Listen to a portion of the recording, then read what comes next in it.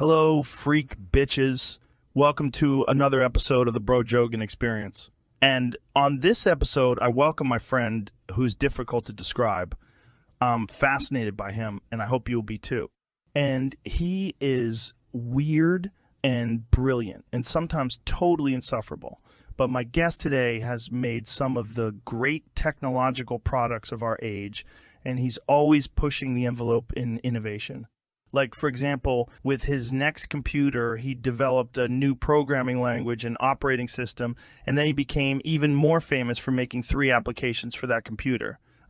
Word processor, a spreadsheet, and an image editor. That just showed me that this dude was brilliant, had amazing taste, and I would just hope that I could be even like 1/10 of the genius that my friend today is. And I can't even say his name, so yeah. So super psyched about having him in the house today. First time, or yeah, we've had you on before, but not for a long time. You're like Patrick Swayze and Demi Moore in Ghost. You're a memory from the past. So without further ado, my friend who is difficult to describe and wonderful, and I'm so grateful he came on the show. How's it going? Good to see you, buddy. It's been a long time since I've been on the show. I've missed this. It's always fun. How's it going? Come on, tell me about jobs. It's always good to see you, buddy. I'm so happy you came on, man. Yeah, it's great to be on the show. Your audience is just so different from your normal Apple users, and that's a good thing. It's cool. Well, you know, I was an Apple user way before I did this show. I've been a fan of yours and Macintosh since the 1980s. Well, you know, we just kind of figured that out. Even though Apple is big, it's still like 0.5% of the total users. People who listen to your show are a different group. They're weird. Well, that's good. So you must be a fan of the show then, right? I am. I am a fan. I mean, it's nice to sit back in the car and listen to you rant. I've always liked you. Well, appreciate that. And we have some weird tie, which hooks into the fact that I was a big fan of Gizmodo and I still go there all the time, but then there was some controversy or something. Well, you know, we always thought it was very funny. We were as surprised to see that stuff as you guys were to see it on Gizmodo. It's kind of a game to us. I got you, man. That's cool. So let's talk about some shit, all right? All right. So you studied at Reed College. Tell me about your time there. What did you learn? And you dabbled in Eastern mysticism there, right? Do you still go back and look at Hinduism and Buddhist texts and things? Not texts and things. I actually took a course in that. I have a very deep belief that the people in the Indian subcontinent are most responsible for human civilization's current state, whether it's math or spirituality or the art of storytelling. Western civilization is based on the art of storytelling. There's a great Indian epic that's 10 times as long as the Iliad and the Odyssey combined. Those things all came from the subcontinent, and they're simply the foundation of what's made our society what it is. I view that stuff as much more important than, philosophy as it is classically understood. There were 2 things that were really interesting about what was accomplished and what happened on the Indian subcontinent. One of them is the spiritual basis for life and the whole acceptance of the spiritual basis for life. Now, that may seem simple and obvious to some, but most people believe in God, that God wrote a book called the Bible or Quran or something, and that's the end of the story, but my take on it is okay. What does that mean? What I learned at Reed College is that it's not about believing in God or not, or even what the right answer is. It's about asking the right questions, because most of our reality in our society is rooted in science, which we believe things because they're true. If something is true, then it's not a belief. So what they can't handle is the idea that anything spiritual is true. At Reed, I didn't know what the right answers were, but I knew how to ask good questions. I knew how to push back on things that didn't seem true to me. And I think that's perhaps one of the key elements in being very innovative and creative. Do you still believe some of the things that you believed then? Are you semi-religious or something? Are you a Buddhist? I get asked that a lot. I think it's impossible to have somebody show you who they are and what they believe in one interview or even over a period of time. I think the best way I can answer that is by telling you, I've told the story before, but it's well documented. I was on a plane flying home with Liz, and we were talking about reincarnation and ESP, and whether there is anything more to this. And as I was thinking about it, lying in my seat, I thought about our children, because I always knew, like, if we had a daughter, for example, I knew that she would really turn out to be, I don't know, sort of weird or very ambitious. That's true of my nephews, but I always thought that she would really be something. And when she was born, before we even saw her, I was just so happy that she was going to be born. And so I'm thinking about all this stuff, and I said to myself, there must be some purpose or meaning to life. Otherwise, why go on? And suddenly it hit me.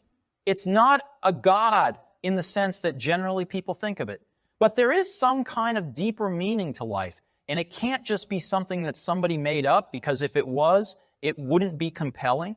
It would seem contrived and everyone would see through it.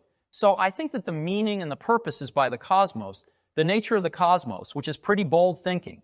I mean, I don't know how else to put it, but it's not religious in the way people usually talk about. Taking LSD was a profound experience for me. LSD shows you that there's another side to the coin, and you can't remember it when it wears off, but you know, it washes over you and tells you that everything is connected. You're not here by accident. You were put here for a purpose, and if you can figure out what that is, then you'll learn more about yourself than anything else could. It's pretty intense. I mean, it's not a light thing. It doesn't make you feel bad. It just reveals you for who and what you are. If you take LSD a second time, the effect is not as strong, no matter how much more you take. Your brain is doing things on the background conception that it knows this stuff already. So I stopped taking them because they didn't give me anything more than that. I started to realize that there was a higher power that knew that I was connected to something, and I wanted to learn more. Although I wouldn't recommend it for everybody, because I think it can be quite powerful. What did it change in your mind? What did you learn from it? It reinforced my sense of what was important. Just love. Feel love for each other. Awe and respect for life, love and connection with people. That ultimately, some infinitesimally small thing that I am is connected to everything that's happened before. And it's part of everything happening now and always in the future. There is no time window at deliverance for me. It was this incorporated, edibly profound experience. I mean, I didn't read any of those books before taking LSD, but I learned a lot more than just what they said. I was able to look at things. I was able to look at a computer and see how it was made, look at it in its entirety. Was the Newton a product of that? My sense of that is that I was really impressed by this. I mean, back then, it was a struggle. We were working like crazy and dealing with a defeat after defeat after defeat after defeat, but I could tell this was going to be important. There were times I thought, is it possible we're wrong? Because things just kept not working. I remember that in the early days of Apple, when we were making the Apple II and doing a really good job of it, all these companies that were giant then are gone now. And they're gone because we did something right. It's no fluke that Apple is successful. It was doing something right. It had a vision, however fuzzy, of where things are going. It's not a design for a product. It's a design for a process that will result in products, the process of innovation. Google has good products like Gmail and Chrome, but the ability to put these things out fast and iterate them every few weeks is hugely important, particularly for Google. Their search engine is so good and it iterates so fast that it's not a matter of if they're going to be successful, but how long it will take. You see what happened to Yahoo? Yahoo got rid of their browser group and they never iterated on that product again. That was their innovation process. Apple, Google, there's a pattern here. The companies that are most innovative are primarily user interface companies. I don't think any of them consider themselves primarily hardware companies, even though they create a lot of hardware. There's a depth to the user interface and an elegance and simplicity. There are companies who get it. You see this across the board. The watch companies that are popping up, they understand this. It doesn't happen by accident. You have to work at it. It's not something you can sit back and let happen. The problem with most companies is that it's not in their long-term interest to make their products any better. It's just in their short-term interest to make the current quarter earnings report look good. How do you stay on your toes? You've been in the computer industry for 40 years. How do you keep from getting lax? Because I recognize that we live in a competitive universe and companies that are not doing a good job constantly get overtaken. In terms of things we do, I think we still have the best product or the best operating system? Absolutely. But you've got to keep on top of it and you've got to be perfecting it. You don't ever want to let the product stay the same. Otherwise, people say, yeah, we've seen these features before. But this time will be different. It never is. So there needs to be a drive for perfection. You've got to keep evolving and keep pushing ahead. This is really hard because what you have isn't broken. It just needs to be made better. And people don't pay you money to make it better. They pay only if it's a new product. So when you create something truly great in the world, truly revolutionary, you have a responsibility to push to keep making it even better. It's like when we launched the Macintosh and we had the 1984 commercial and a big launch party. The day after that, I was in the back room with all the engineers getting ready to do what I should be doing, which is making it really great. And I remember thinking, why are we promoting this product? What's the big deal about this product? This is junk. It doesn't do half the things we promise. We demoed it to too many people, and it can't do half the things we said. Apple got lucky when Windows came out a year later because it allowed us to change our story. We went from being a failed company just trying to get something out to being the younger, cooler alternative to IBM. That was a great blessing. But if Windows had come out a year before, we would have been toast. IBM would have eaten our lunch. Do you think you'd have done a better version of Windows or work with it? No. That's the problem I've always had with Microsoft. In many ways, they're smart people and they've done good work, but they've never had any taste. They've never had any aesthetic sense. And I think that's because the people who founded the company, in most cases, were fundamentally mathematicians and scientists, and they don't understand how people want to actually experience things. I say that because of their products. I think Windows 3 was a disaster for them. It was a catastrophe. There was no thought given to how people wanted to use the product. They just did whatever they thought was right, and that took a very bad turn. There are people who believe in goodness, who believe in doing the right thing, and people who believe in intelligence. But when these two things come together, it's magical. And that's what happened with the original Macintosh. It was a group of people who believed in goodness and thought, we can do something that is good, that can be made by the smartest people in the world, and will be for the benefit of all. That's what Apple has become. The Mac has been wonderful for Apple, but it has also been good for the world. There are other companies who are trapped by the lawyers who can't make their products for the benefit of users. Companies like Adobe make these awesome products like Photoshop and Illustrator, but then they sell them to you and you find out you only get part of the product, and then they make you buy more parts of the product to get it to work. That's like I sell you a quarter of a car, and then you find out that to use the other 3 wheels, you have to sign up for years of maintenance on the other 3 wheels. That's a crazy way to do business. What would you do to fix Adobe? Well, I was talking to the guy who heads up the research lab, Dr. Lassiter. He's a very good guy. And we had a great talk, and I think they're on the right track with this whole digital hub thing. I think that was a great idea.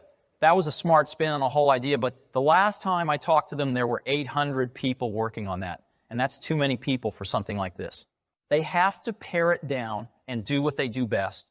If they're all sitting around and they can do anything they want to do, you'll have managers who say, well, let's take this group and let's have them work on our brand management and let's have them work on pricing. If you want to give them something to do, they're brilliant at inventing new stuff. But that has nothing to do with running a company. Do you feel there are any other companies that are similar to Apple? I think that our culture is very unique, and it's why I think people are excited to come here. And so I don't know if the same sort of thing would be successful anywhere else. But there are pockets of special efforts that you see in other companies where they have a small group that's on a crusade. Depends what they're on a crusade about. You see this at Microsoft. I think that the real trick is not to create a company. It's to create a movement of people who want to change the world. A company is just a company. You can work there, you can get your check from them, but that's all it is. What's great about this is that we have a whole community of people who want to change the world and make it better. A lot of times in these big companies, they just want to sell stuff. I mean, Apple sells stuff, so what am I saying? But at its core, it's about making great products that change the world. I think that's why young people love Apple, because it means something to them. Yeah? They feel like they're getting in on something. Your products have a feeling of personality. They seem to have a soul in a way. And some people almost get religious about this stuff because it's so powerful and it means so much. Is that good? If a company gets to the point where it's successfully doing a few things, you don't have to try and do everything. We're in the process now of trying to cut the things we're doing so that we can concentrate on the few that are really high on our priority list. Because if you try to do too many things, none of them get done well. You've got to focus on a few and make sure those are done well. Do you feel like you're glorifying technology too much, that you have a responsibility to promote the idea of being more in nature than having to go ahead and put implants in your face or whatever? Because there's some crazy fucker out there who's going to do it. I think that we're right on the edge. Technology is a double-edged sword. I'm not saying it's bad. It's just that it's double-edged. Take the Human Genome Project, for instance. That was a huge double-edged sword. The medical payoff is going to be huge. But it's also going to be used by maybe some crazy paramilitary group that wants to create the super soldier of the future.